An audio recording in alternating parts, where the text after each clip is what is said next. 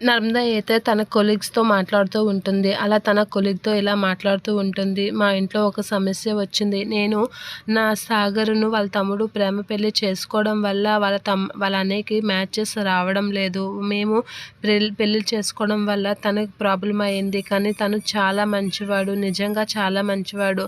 కానీ మా వల్ల తను బాధపడడం నాకు అసలేమి ఇష్టం లేదు. దానికి పరిష్కారం ఏం చేయాలో అర్థం కావడం లేదు.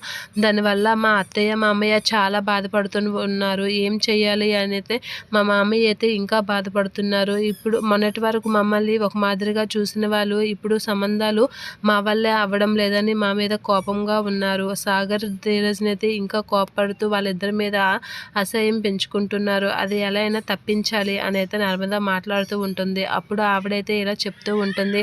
అతను ఏం చేస్తాడు అనంటే మా బావగారు లక్షణంగా జాబ్ చేస్తున్నారు అని తన డీటెయిల్స్ అయితే చెప్తూ ఇదవుతూ ఉంటుంది. మా బావగారికి వేగంగా మ్యాచ్ ఏదైనా ఫిక్స్ అయితే బాగున్ను.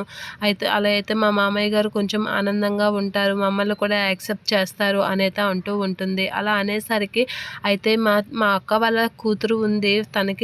తనకి సంబంధాలు చూస్తున్నారు. వీలైతే చెప్దామని ఫోటో అయితే అడుగుతూ ఉంటుంది ఆవిడ. అలా అడిగేసరికి కొంచెం హ్యాపీగా ఫీల్ అవుతుంది నర్మద.